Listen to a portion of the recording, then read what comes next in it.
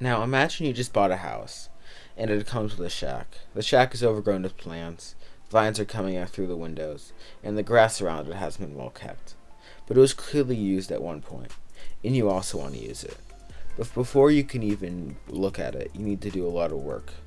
You start to clean the outside, and you're finally able to lift the garage door. And when you finally do, you're able to see it. It's covered in dust, and the boxes on the roof are still there. But that doesn't matter. It's a rare car. Yes, it's sat in the barn for years and has paint damage. You also don't know whether it runs or not.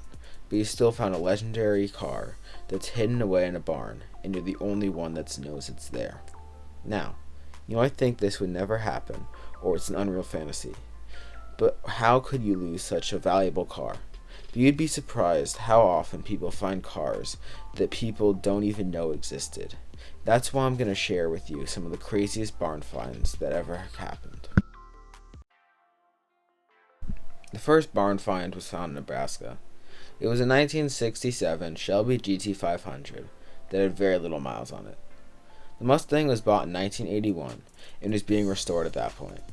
But the project got away and it stopped after a fire and had never been driven and sat in the garage for almost 40 years since. When it was being restored in the 80s, it was completely put down to the frame. It had many of the parts, such as bumper, quarter panels, and most of the interior pieces, amazingly from the original car, but they were all spread through the three-story barn.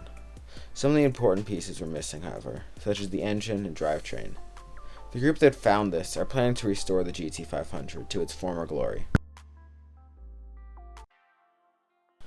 The next barn find we talk about might be a little bit more expensive, because some lucky Floridian found a Mercedes-Benz SL300.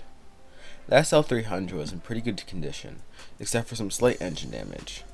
On this uber rare Mercedes, that was only the 43rd SL300 ever made out of a 1400 made.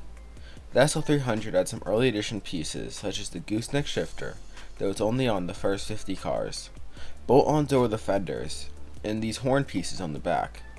You could almost call this car a prototype, because Mercedes was still trying to figure things out on how they were going to make the SL300. Before the Ponte Verde beach storage that the car sat in for 40 years, it was first owned by a lawyer who bought the car to race, and then he gave it to his mechanic who also raced it, and then a Navy pilot bought it. While the pilot owned the car, he wanted to repaint the car, and somewhere in that process it got lost. Luckily, the Mercedes was found and sold at auction for $1 million. And the coolest part is it's getting shipped back to Stuttgart and getting restored just meters from where it was produced in 1964. The next car wasn't found in a barn or a storage unit. In fact, it was buried. It started off with a plumber who bought a Ferrari Dino for his wife. And after a few weeks, the Dino got stolen, and the plumber got all of his money back from the insurance company.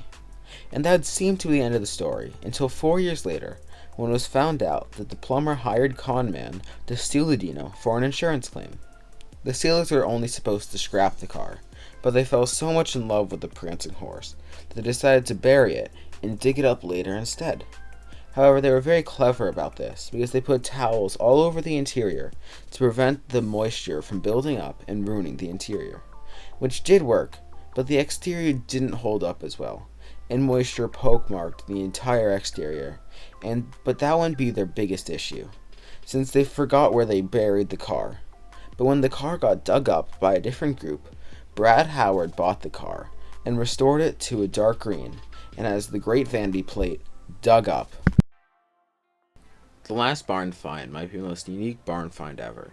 For one, it has one of the most legendary cars ever built in the Mira. To many, the first and one of the best supercars ever built. But that's not the only reason the Lamborghini was found, because it was found in a forgotten barn in New Jersey. Amidst all the snowblowers, dirt bikes, and boxes, there was a completely untouched Mira SS, completely one of a kind because there was only one Mira SS ever built. The Mira hadn't been touched in nearly 30 years, and most amazingly, the car had almost zero rust. The owner of the car said he hadn't seen the Mira since the 60s. He sold the car, however, and now it's in an art museum in Florida. Cleaned up, but still has the cracked paint and minor flaws. The owner now says that he gets many people asking him why he doesn't fix the car. He just laughs and says, "No, no, no." And that's the end of the video. Thank you for watching all the way to the end. Please leave a like and subscribe, and share the video to your friends.